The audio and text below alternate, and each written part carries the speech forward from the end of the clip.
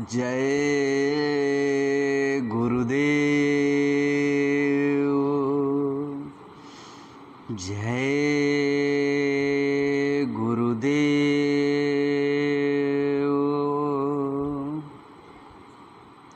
परम पूज्य परम संत बाबा जय गुरुदेव जी महाराज के चरणों में कोटान कोटि बार नमन प्रणाम करते हुए यह विनय विनती करते हैं कि हम सभी की जीवात्माओं को इस काल माया के जाल से छुड़ा करके अपने निज धाम सतलोक सचखंड ले चलें। साथ ही साथ पूज्य महाराज जी के चरणों में कोटान कोटि बार नमन प्रणाम करते हुए यह विनय विनती करते हैं कि हम सभी जीवात्माओं पर अपनी दया दुआ बनाए रखें, अपना मार्गदर्शन देते रहें। जय गुरुदेव।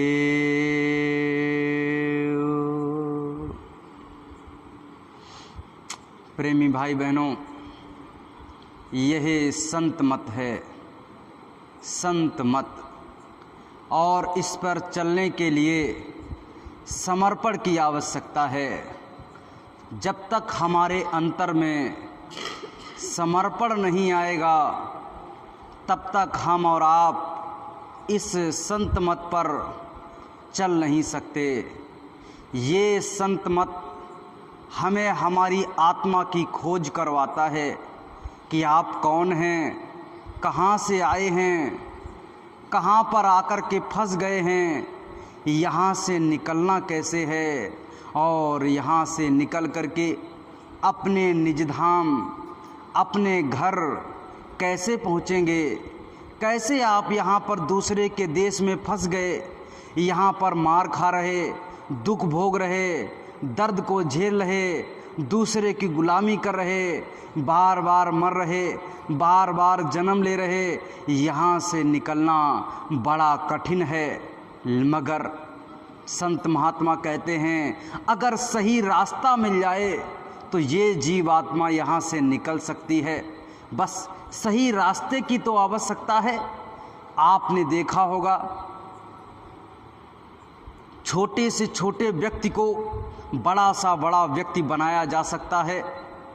जब चाणक्य को अपमानित करके उसके राज्य से निकाल दिया गया, चाणक्य इतने दिमाग वाले, इतने आध्यात्मिक पुरुष कि वो इतने ईमानदार थे कि अगर उनके यहाँ पर अगर कोई राजकाज का वो काम कर रहे हैं, पढ़ाई कर रहे हैं, लिखाई कर रहे हैं, और अगर कोई पर्सनल व्यक्ति उनसे मिलने के लिए आ जाता तो वो क्या करते थे, राजकोष के तेल से जो दीपक जल रहा होता था उसको बुझा देते थे और अपने दीपक को जला करके इसके बाद में बात करते थे। इतने ईमानदार, इतने सही व्यक्ति चाणक्य, उनको उनके राज्य से निष्कासित कर दिया गया। किस वजह से? क्योंकि उन्होंने सत्य बोला था। क्या बोला था? उन्होंने सत्य बोला था। क्यों? क्योंकि जो राजा था वो क्या करता था, जो जनता से रुपया टैक्स के रूप में इकट्ठा किया जाता था, उनसे जो वसूला जाता था, वो राज्य के भलाई के लिए लगाना चाहिए, राज्य को बढ़ाने के लिए लगाना चाहिए। राज्य में कौन से गांव में नल नहीं हैं, पानी नहीं है, रोड नहीं है, उन सब पे लगाना चाहिए ताकि हमारे राज्य की जनता सुखी और संपन्न रहे। लेकिन वो क्या करता था, बहुत सारा पैसा जनता से वसूल करके और जनता की भलाई के लिए ना लगा करके क्या करता था, वो अय्यासी में गुजारता था, अय्यासी में उसको जो है उड़ा देता था। तो चाणक्य ने उनको सलाह दी कि आप ये गलत करते हैं और आपको ये नहीं करना चाहिए। लात मार करके उनको निकाल दिया गया कि तुमने जो है राज्य के विधि विधान में ये बात कैसे कह दी, राजा जो मन चाहेगा वो करेगा। लेकिन चाणक्य ने उसी दिन कसम खाई कि नहीं, आपने जो किया है मैं उसका आपको फल दूंगा। वो वहाँ से चले गए और जाकर के उन्होंने देखा एक वन में रहने वाला लड़का, लेकिन उसके अंदर में मनोशक्ति बहुत ज़्यादा थी। किसी भी काम में वो जो है अगर डट जाता तो फिर वो पीछे को कदम नहीं हटाता। वो ये नहीं सोचता कि मैं कौन हूँ, वो ये जानता कि आज नहीं तो कल, अगर मैं आज काबिल नहीं हूँ, मैं हार भले ही जाऊँगा, लेकिन कल मैं काबिल बन कर के और इस व्यक्ति को हरा के दिखा दूँगा, इस काम में जीत के दिखा दूँगा। ये उसके अंदर में मनोबल बहुत ही ज़्यादा था। जब ये मनोबल देखा, उसके अंदर में ये लालुकता देखी, तो चाणक्य ने उसको उठाया और उठा करके क्या बना दिया, अशोक सम्राट बना दिया। इतना बड़ा सम्राट बना दिया कि आज उसके नाम से हम और आप ऐसे शेर छपे होते हैं, आपने देखा होगा नोट में उसका जो है चिन्ह बना हुआ है। उसके ऐसे चार मुड़ नहीं हैं, शेर जैसे नहीं हैं, लेकिन वो इतनी क्षमता रखता था। वो एक इंसान ही था, इतनी क्षमता रखता था। जब वो निकलता था तो ऐसा लोगों को लगता था कि चार चार शेर आ रहे हैं, बब्बर शेर। उसी प्रकार की उसकी जो है शैली थी, उसी प्रकार का उसका जो है चलने और बैठने और सुनने का जो है ढंग था। इसीलिए गुरु महाराज ने कहा ये संत मत है। इस संत मत पे जब आप अपना पहला कदम बढ़ाएंगे तो ये आप पे समर्पण मांगता है। क्या मांगता है? समर्पण मांगता है। हर एक चीज़ की कीमत होती है। आप कुछ भी प्राप्त करने के लिए इस दुनिया में जाइए, उसकी कीमत आपको चुकानी पड़ेगी, और जब तक आप कीमत नहीं चुकाओगे वो आपको चीज़ मिल नहीं सकती। आप कुछ भी प्राप्त करने के लिए जाइए, बच्चा है, अगर 1 रुपये की टॉफ़ी उसको चाहिए तो 1 रुपया पहले उसको पे करना पड़ेगा, देना पड़ेगा, तब उसको टॉफ़ी मिलेगी। आप दुनिया में बिना दिए, बिना उसको जो है कीमत चुकाए किसी चीज़ को प्राप्त नहीं कर सकते। संत मत, ये संत मत है क्या? ये संत कहा किनको जाता है? संत कौन सी पावर, कौन सी शक्ति का नाम है? जरा इसको जानने की आवश्यकता है। सबसे पहले हम और आप एक सांसारिक व्यक्ति होते हैं। कैसे व्यक्ति होते हैं? एक सांसारिक व्यक्ति होते हैं, बिल्कुल संसार में लिप्त, परिवार में लिप्त, धन दौलत में लिप्त, इस संसार की जो आपके साथ ना चलने वाली वस्तुओं में लिप्त। आपको पता ही नहीं है कि आप जा कौन से दिशा में रहे हैं। एक बार की बात है, एक मुल्ला नसरुद्दीन एक स्टेशन पे पहुँचे, और स्टेशन पे पहुंचने के बाद उन्होंने अपने जेब से रुपए निकाले, कुछ रुपए, और स्टेशन मास्टर को दिए कि लीजिए मुझे एक टिकट दे दीजिए। तो स्टेशन मास्टर ने पूछा, अरे मुल्ला जी ये बताइए आपको जाना कहाँ है? अरे मुल्ला जी एकदम गुस्सा हो गए। मुल्ला जी कहने लगे कि आपको मैंने रुपया दिया है और आप मुझे टिकट दे दीजिए। फिर से स्टेशन मास्टर ने पूछा कि अरे मुल्ला जी आप बताइए तो सही आपको जाना कहाँ पे है? आप जो स्टेशन का नाम बताएंगे उस स्टेशन का मैं टिकट आपको काट दूंगा। कहने लगे तुम बिल्कुल बेवकूफ़ हो, मेरे पास समय बिल्कुल भी नहीं है, तुम जल्दी से टिकट काट दो। तो जो है स्टेशन मास्टर ने सोचा क्या करें, जितने रुपए उसने दिए थे मुल्ला जी ने, उसने सोचा इतने रुपए में जहाँ की टिकट आई, उसने जहाँ का मन आया वहाँ की टिकट काट दी और उसको टिकट निकाल करके दे दी कि लो आपके पैसे के बदले में आपको ये टिकट दी जाती है और जाओ। जैसे ही उन्होंने वो टिकट पकड़ी और ले जा करके वहाँ स्टेशन पे खड़े हो गए। अब मुल्ला नसरुद्दीन को ये भी नहीं पता है कि ये टिकट कहाँ की है, अब ये भी नहीं पता है कि ये पूरब में जाएगी कि पश्चिम में जाएगी। उनको जो है बस टिकट लेकर के स्टेशन पे खड़े हो गए। अब स्टेशन पे जैसे ही खड़े हुए तो देखा क्या, एक ट्रेन आई और उन्होंने जो है उस पर फटाक से चढ़ लिए और बैठ गए, और स्टेशन से वो जो है ट्रेन चल दी। जैसे ही वो ट्रेन आगे चली तो आगे टीटी खड़ा हुआ था। टीटी ने जाकर के चेक किया कि टिकट दिखाओ, टिकट दिखाओ। तो जो जो टिकट दिखाए जा रहे हैं कि हाँ तुम्हारी सही है, तुम्हारी सही है। अब मुल्ला नसरुद्दीन का जैसे ही नंबर आया तो कहा टिकट दिखाओ, तो इन्होंने टिकट दिखाई। अब इनकी ट्रेन जो है पूरब में जाने वाली थी, ये पश्चिम वाली ट्रेन पे बैठ गए, यानी गलत ट्रेन पे बैठ गए। अब इन्होंने जैसे ही टिकट देखी तो मुल्ला नसरुद्दीन से कहा कि आप गलत ट्रेन में बैठ गए, आपकी टिकट दूसरे तरफ की है और आप दूसरी ट्रेन में बैठ गए हो, इसलिए आपको पकड़ करके बंद कर दिया जाता है। उसको वहीं पे उतार लिया गया और जो है ट्रक में बैठाल करके जेल में बंद कर दिया गया। प्रेमी भाई बहनों, वही दशा तो हमारी आपकी हो रही है। हमारी आपकी दशा कोई और नहीं है। हम लोगों को पता ही नहीं है कि हम किस दिशा में जा रहे हैं। हमने क्या किया, जब तक हमको गुरु महाराज नहीं मिले तब तक हम जो है किसी भी ट्रेन पे बैठ जा रहे थे, किसी भी दिशा में चले जा रहे थे। और जब वहाँ पर हिसाब किताब होता था, जब वो हिसाब किताब वो परमात्मा करता, वो धर्मराज करता, तो वो कहता कि आपको जाना दूसरे दिशा में था और आप चले गए दूसरे दिशा में, इसलिए सज़ा के रूप में आपको नरक दिया जाता है, सज़ा के रूप में आपको 84 लाख योनियों में भेजा जाता है। ये जो है इसी प्रकार से हमारा जीवन बीत रहा था। लेकिन गुरु महाराज ने हमको बताया कि ये संत मत है, और इस संत मत पे आप जो है पहला कदम कैसे रखोगे। आप एक सांसारिक व्यक्ति थे, आपको पता नहीं था कि आपको जाना कहाँ है। जैसे ही आप मथुरा में पहुँचे, गुरु महाराज के चरणों में पहुँचे, गुरु महाराज ने आपको सत्संग सुनाया और इसके बाद में आपको रास्ता बताया कि आप यहाँ के वासी ही नहीं हैं, आप तो जो है सतलोक सचखंड के वासी हैं।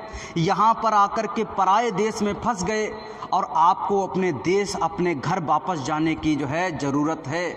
जब तक इस देश में रहोगे तब तक आपको दुख तकलीफ़ ये सब कुछ मिलती रहेगी, लेकिन जैसे ही आप अपने घर में पहुंचोगे तो आपको दुख तकलीफ़ दर्द ये कुछ भी नहीं मिलेगा और आप जो है सुख और संपन्न हो जाएंगे। प्रेमी भाई बहनों, जैसे ही हम सांसारिक से और वहाँ पर सत्संग में पहुँचे और गुरु महाराज ने हमको नाम दान दिया तो हम क्या बन गए, क्या बन गए, सत्संगी बन गए। क्या बन गए, सत्संगी बन गए। जैसे ही आम सांसारिक थे और गुरु महाराज ने हमको नाम दान दिया, हमको मार्गदर्शन दिया, जैसे आम ऐसे ही घूमने वाला कोई बच्चा है और वो जो है जाकर के स्कूल में उसका दाखिला करवा दिया गया, और दाखिला करवाने के बाद में वो कौन बन गया, एक विद्यार्थी बन गया। क्या बन गया, अभी तक तो वो कोई किसी नाम से लड़का था, लेकिन जैसे ही उसका एडमिशन उस स्कूल में हुआ तो क्या बन गया, वो विद्यार्थी बन गया। ऐसे ही गुरु महाराज ने जैसे ही हमको नाम दान दिया तो सांसारिक से हम क्या बन गए, सत्संगी बन गए। सांसारिक से हम क्या बन गए, सत्संगी बन गए। और जैसे ही हम सत्संगी बने, फिर गुरु महाराज ने बताया कि सत्संग सुनते रहिए, अपने गुरु भाइयों के साथ में मार्गदर्शन लेकर के उनसे चलते रहिए।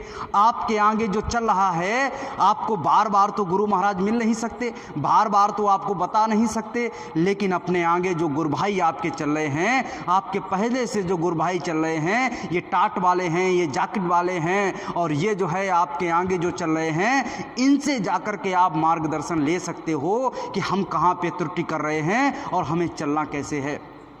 जैसे ही आप उनसे मार्गदर्शन लेकर के गुरु महाराज ने जैसे जैसे आपको बताया उसके ऊपर कदम बढ़ा कर के आप चलना प्रारंभ किए तो आप क्या बन गए, साधक बन गए। जैसे ही आपने बैठना शुरू किया, गुरु महाराज ने कहा यहाँ घाट पे बैठना शुरू कर दीजिए। जैसे ही आप घाट पे बैठना शुरू किए, आप क्या बन गए, साधक बन गए। पहले सांसारिक थे, फिर सत्संगी बन गए, और सत्संगी से क्या बन गए, साधक बन गए। और जैसे ही आपने साधना को करना प्रारंभ किया, धीरे धीरे धीरे धीरे धीरे धीरे धीरे धीरे जैसे ही हमारी जो है गुरु महाराज के प्रति प्रेम बढ़ता चला गया, क्योंकि प्रेम के बिना कुछ नहीं हो सकता। गुरु महाराज ने कहा जिसके अंतर में प्रेम नहीं है, जैसे हम लोग अपने माँ बाप, भाई बहन, पत्नी, परिवार, रिश्ते नातों से, रुपया से, धन से, जगह ज़मीन से, गाड़ी से, घोड़ा से, इनसे प्रेम करते हैं, ऐसा ही प्रेम, इससे भी कई गुना ज़्यादा अटूट प्रेम किससे होना चाहिए, अपने गुरु से होना चाहिए, जो आपको यहाँ से निकालने की जो है शक्ति रखते हैं, पावर रखते हैं। ऐसा प्रेम जब इनके साथ में आपको हो जाएगा तो ये आपको यहाँ से निकाल लेंगे। प्रेमी भाई बहनों, आप साधक बन गए। जैसे जैसे गुरु से आपको प्रेम हुआ और उनके बताए हुए रास्ते पे चलने लगे, तो आप साधक से, साधक क्या करता है, अपने मन की तरंगों को मारता है, अपने मन की तरंगों को साधता है। जैसे ही आप बैठे और आपका मन भाग गया खेती में, दुकान में, मकान में, रिश्तों में, नातों में, तो आपने क्या किया, अपने मन को वहाँ से साधा। जैसे आप बैठे, आपको पता चल गया हमारा मन भाग गया, आपने उसको साध करके और फिर से अपने घाट पे लाए, फिर से भागा, फिर से घाट पे लाए, फिर से भागा, फिर से। यही तो काम है। कोई मंत्र तो जाप गुरु महाराज ने ध्यान और भजन में बताया नहीं है। इसीलिए जैसे ही भागे इसको पकड़ के लाओ। यही इसीलिए तो गुरु महाराज ने कहा है कि हार जब जाए मन तुझसे चढ़ा दे सूरत को गगना। भाई एक ना एक दिन ये हार जरूर जाएगा, एक ना एक दिन ये थक जरूर जाएगा। और जैसे ही ये ठहरे, क्योंकि आदमी जब थक जाता है तो कहता है जरा रुक लेते हैं, अब मैं भागते भागते थक गया हूँ, मेरी सांस फूलने लगी है, अब मैं जरा रुक लेता हूँ, सहता लेता हूँ, थोड़ी एनर्जी को दोबारा अपने शरीर में लाता हूँ और फिर से भागूंगा। लेकिन उसी समय हमारा दांव लगता है, उसी समय हम अपने दांव को लगा दें और उसी समय अपनी सूरत को उस परम पिता परमात्मा के साथ में जोड़ दें। वो परम पिता परमात्मा के साथ में एक बार में आपकी अगर सूरत जुड़ गई तो वो जो है चुंबक है, वो खींच लेती है अपने तरफ और फिर आपको इस संसार में दोबारा नहीं लाती है। धीरे धीरे धीरे धीरे आपका जो है बढ़ता चला जाएगा वर्चस्व। तो पहले आप सांसारिक थे, फिर आप सत्संगी बने, फिर आप जो है साधक बने, और साधक से जब अपने आप को आप साधना सीख गए, अपने मन को, अपनी तरंगों को, अपनी इच्छाओं को, आप जैसे जैसे अपनी चाहतों को साधना सीख गए तो अब क्या बन गए? साधु। क्या बन गए? साधु। साधु का मतलब होता है कि अपने आप को साध लेना, अपने विचारों को साध लेना, अपनी इच्छाओं को साध लेना। और जैसे जैसे आपने बाहरी दुनिया से अपने आप को साधना प्रारंभ कर दिया, आप साधु के रास्ते पे चलना प्रारंभ हो गए।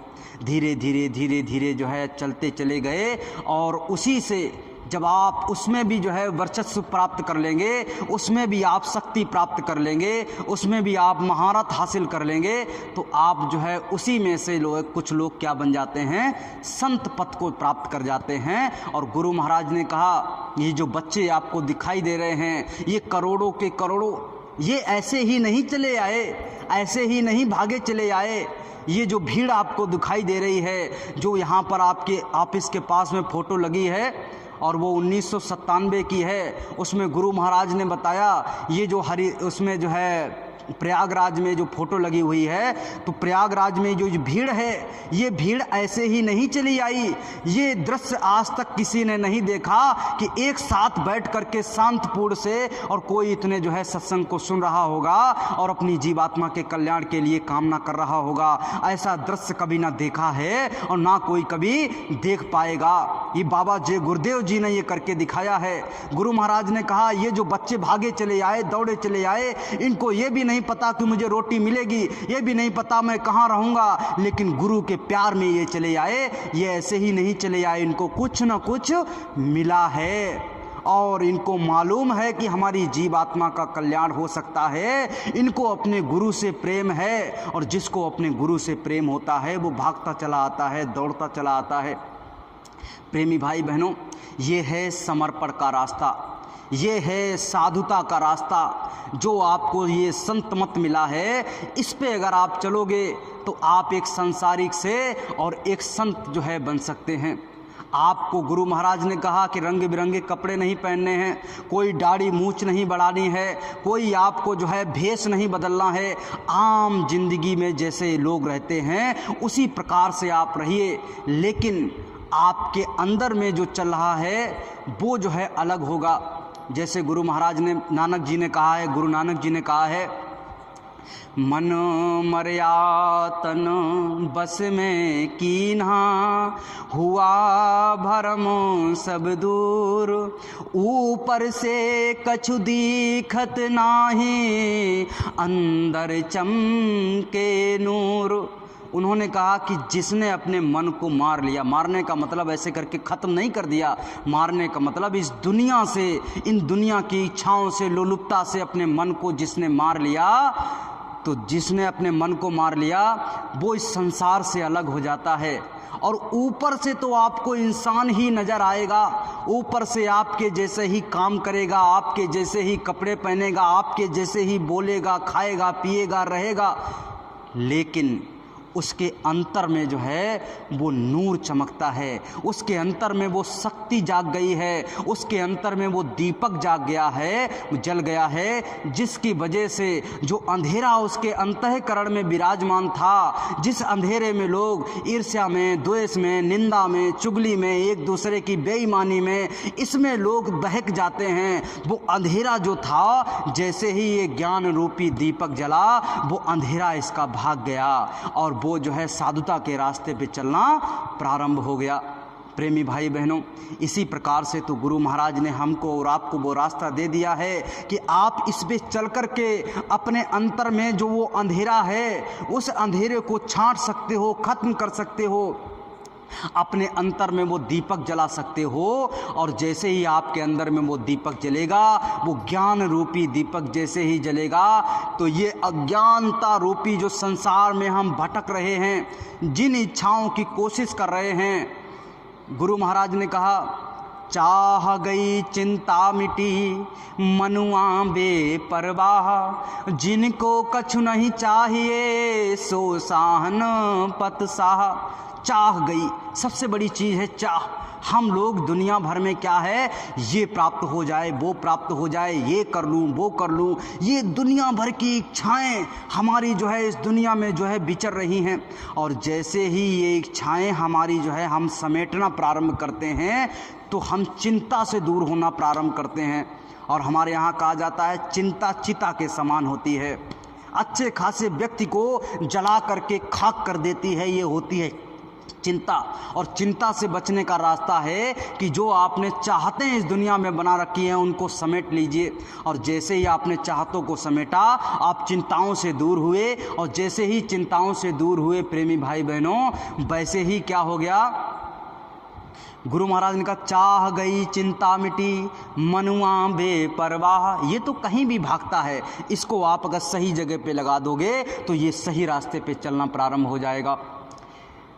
जिनको कछु नहीं चाहिए सो साहन पत साह। जिसको इस संसार में कुछ नहीं चाहिए, यानी इस संसार में उतना चाहता है कि हमारा ये शरीर जिंदा बना रहे, हमारा परिवार चलता रहे, आए गए अतिथि का सम्मान करते रहें, इतना अगर हमें मिलता रहेगा, बस इतना ही चाहिए। और साधक क्या मांगता है कि हमको थोड़ा बहुत दुख भी मिलता रहे, थोड़ी बहुत तकलीफ़ भी मिलती रहे, क्योंकि जब दुख और तकलीफ़ हमारे जीवन से गायब हो जाती है, जब हम और आप जो है आप एकदम ऐसा लगता है कि अब तो कोई दुख तकलीफ़ है ही नहीं संसार में, तो हम जो है उस परमात्मा से दूर होने लगते हैं। ये साधक को जो है अपने आप मिलता है, दुख मिलता है, तकलीफ़ मिलती है, ये दुनिया वाले उसकी बुराई करते हैं, निंदा करते हैं, उसको पीछे हटाने की कोशिश करते हैं। अगर ऐसा आपके साथ में हो रहा है तो आप समझ लीजिए वो परमपिता परमात्मा की आप पे पूरी पूरी कृपा है, क्योंकि वो चाहता है कि ये दुनिया आपको धक्का मारे। और जब भी आपको दुनिया धक्का मारेगी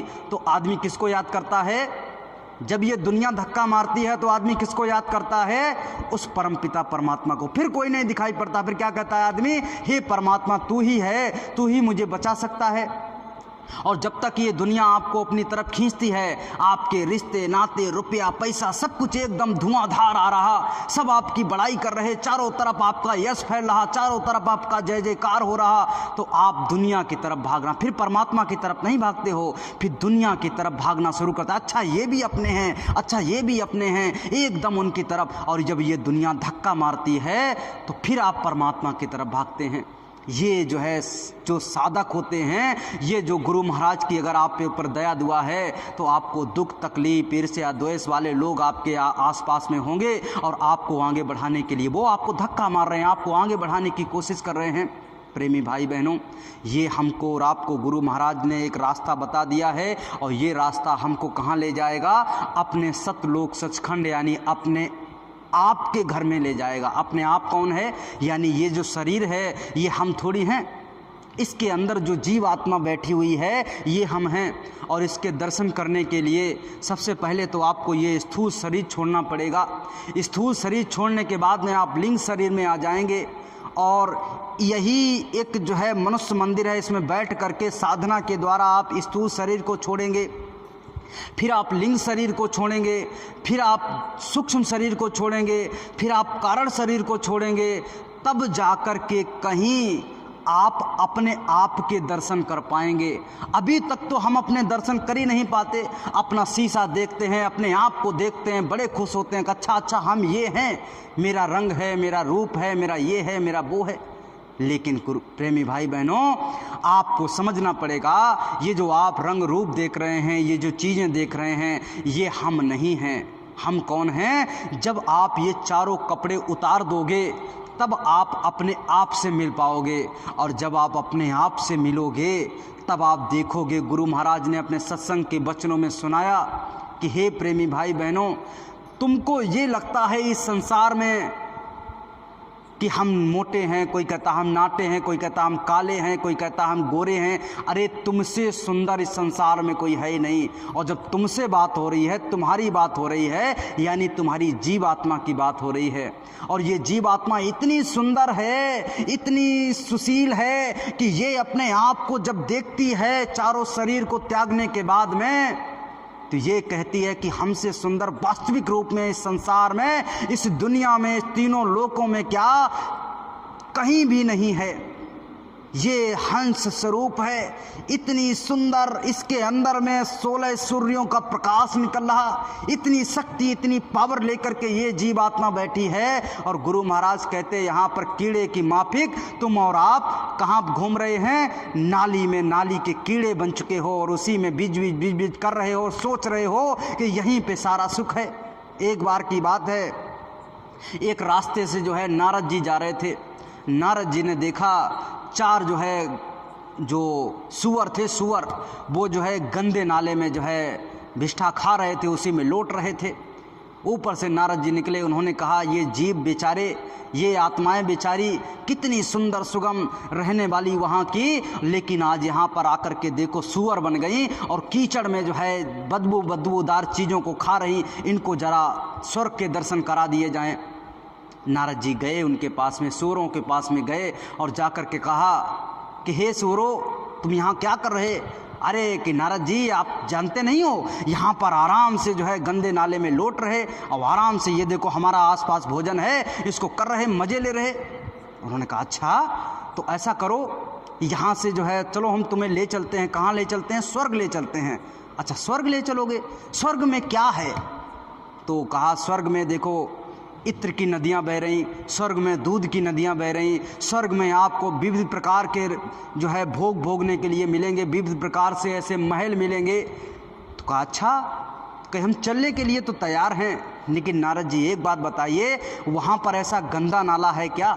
एक आध अगर ऐसा गंदा नाला होगा तो मैं चलने के लिए तैयार हूँ, लेकिन वहाँ पर अगर गंदा नाला नहीं है और ये खाने का जो हमारा भोजन है ये नहीं है, तो हम आपके साथ चलने के लिए तैयार नहीं हैं। नारद जी कहने लगे कि ये साले बेवकूफ़ के बेवकूफ़ ही निकले।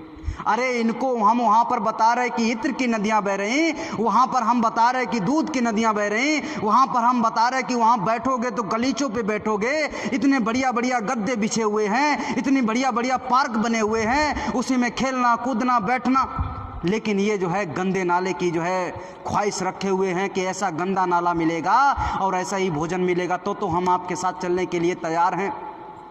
तो प्रेमी भाई बहनों, हमको अपनी मनोदशा बदलनी पड़ेगी। जब तक हम अपनी मनोदशा को नहीं बदलेंगे तब तक हम वहाँ पर नहीं चल सकते। यहाँ की जो है जिन चीज़ों में हम जो है दौड़ रहे, भाग रहे, यहाँ की इच्छाओं को छोड़ करके, क्योंकि यहाँ पर आप जो है हर जगह गंदगी है, हर जगह कूड़ा कचड़ा है। गुरु महाराज ने एक बार सत्संग के वचनों में बताया कि आप सोचते हो कि कुर्सी मिल जाएगी, आप सोचते हो कि रुपया पैसा मिल जाएगा, आप सोचते हो कि घर दुकान मकान मिल जाएगा तो आप खुश हो जाओगे। अरे जो ये सबसे बड़ी गद्दी है प्रधानमंत्री की, और ये प्रधानमंत्री की जो गद्दी है इसको भी मैं खाक मार दूं, इसमें भी सड़न पैदा हो गई है, ये भी कूड़े और कचड़े के समान है। अगर ये लाखों लाख बार हमको प्रधानमंत्री की गद्दी मिल जाए और 1 सेकंड के लिए हमें संत मत पे चलने के लिए मिल जाए तो मैं लाखों लाख बार की प्रधानमंत्री की गद्दी पे लात मार दूंगा और संतों के साथ बैठना जो है प्रारंभ कर दूंगा। प्रेमी भाई बहनों, ये जो संत मत है, उस संत मत जो आपको बताता है, जिस पे हम चलना प्रारंभ करते हैं, ये छोटी मोटी चीज़ नहीं है। आप सौभाग्य से इसमें आ गए हैं। अभी हमको लग रहा है कि ये दुनिया भागी जा रही, दौड़ी जा रही, ये दुनिया पता नहीं क्या क्या प्राप्त कर रही, कितने कितने रुपया पैसा कमा रही, और हमको भी चाहिए था वही कमा लेते। लेकिन आपने जो यहाँ पे समय देना प्रारंभ कर दिया है, जब आप इस धराधाम से जाएंगे प्रेमी भाई बहनों, उस दिन के लिए जीना प्रारंभ कर दीजिए जिस दिन हम यहाँ पर इस शरीर को छोड़ करके जाएंगे। क्योंकि यहाँ की ज़िंदगी आदमी कैसे भी करके जी लेता है, लेकिन जीवन अगर जीना है, एक एक पल को अगर जीना है, तो उस दिन के लिए जीना प्रारंभ कर दीजिए कि एक दिन हमें ये शरीर छोड़ करके जाना है। और ये शरीर छोड़ करके जब हम जाएंगे, चाहे वो जीते जी हो साधना के द्वारा और या तो जो है मरने के बाद में, तो वहाँ पर वो धर्मराज आपका हिसाब किताब करवाएगा। एक तो तरीका गुरु महाराज ने बता दिया कि जीते जी इस शरीर से आप साधना के द्वारा निकल करके उस परमपिता परमात्मा से और जो है उस धर्मराज से अपना जो है हिसाब किताब करवा लीजिए। और या तो मरने के बाद तो जाना ही है, उसके पास में आप जाओगे तो आपका जो है हिसाब किताब जब होगा तो आपका जो है अपर में जाना चाहिए। आपका हिसाब किताब ये कर्मों के जाल से आप निकल जाने चाहिए, यानी पाप और पुण्य से आप जो है अलग हो जाने चाहिए। इस प्रकार की आप मेहनत कीजिए, इस प्रकार की आप ख्वाहिश रखिए। गुरु महाराज ने आपको रास्ता बता दिया है। इसके बावजूद अगर यहाँ से हम ना निकल पाए, गुरु महाराज ने जो हमको जो है बूटी दे दी है, इसके बावजूद हमारे अंदर में अगर बीमारी रह जाए, हमारे अंदर में अगर तकलीफ़ रह जाए, तो फिर वो किसी और की गलती नहीं है।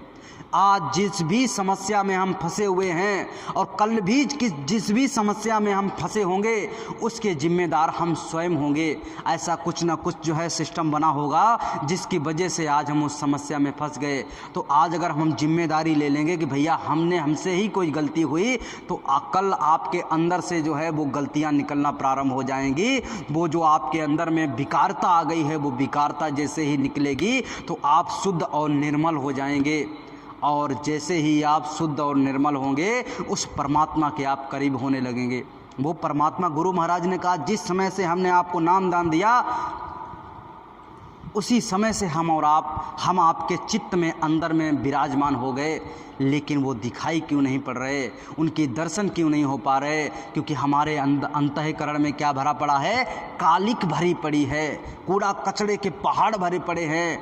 तो इस कालिक को, इस कूड़े कचड़े के पहाड़ को धीरे धीरे जब हम सुमिरन, ध्यान, भजन, सत्संग, सेवा के द्वारा इसको जब हम धीरे धीरे साफ कर देंगे, तो वो परमात्मा, वो तो खड़ा हुआ है, वो तो HD में आपको एकदम प्रकाशित रूप में एकदम सामने आपको दिखाई देगा। उसको देखते ही आपके एकदम रोंगटे खड़े हो जाएंगे।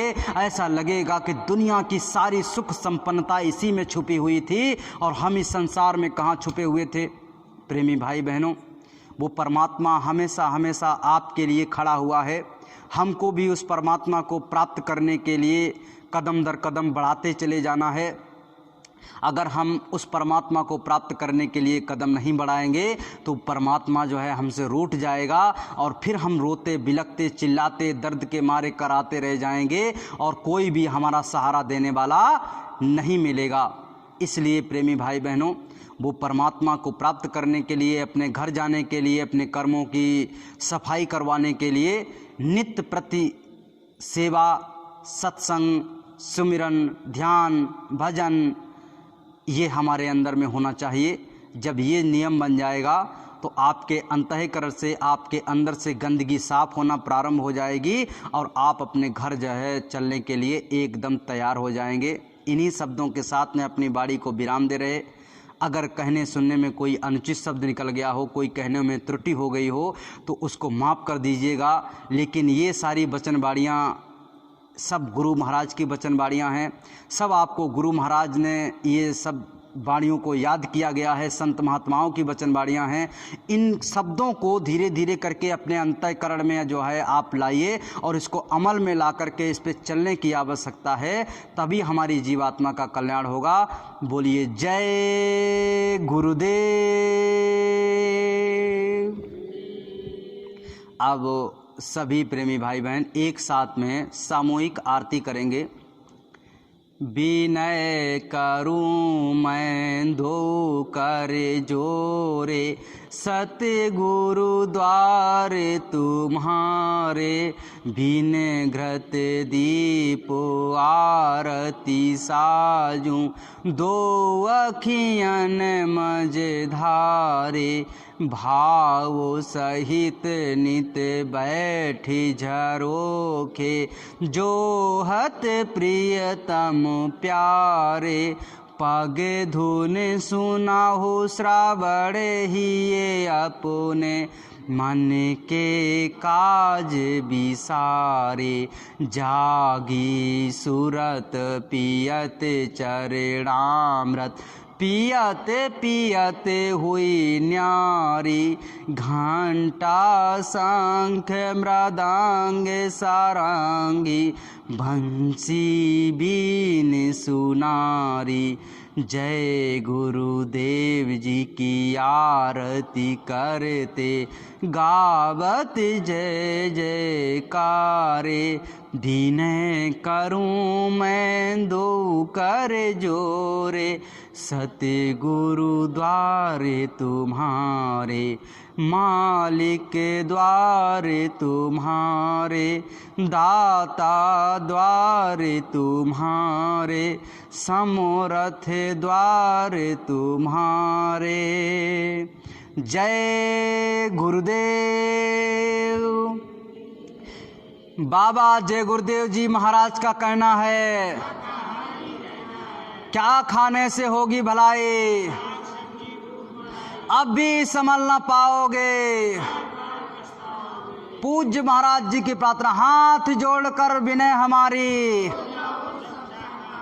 सभी प्रेमी भाई बहन शुद्ध शाकाहारी रहते हुए अपने विचारों से भी शुद्ध शाकाहारी रहेंगे और गुरु महाराज के चरणों में मत्था टेक करके अपनी जीवात्मा के कल्याण के लिए माफ़ी मांग लेंगे और सुबह जब घंटी लगेगी तो आकर के सुमिरन ध्यान भजन और सत्संग करेंगे। जय गुरुदेव।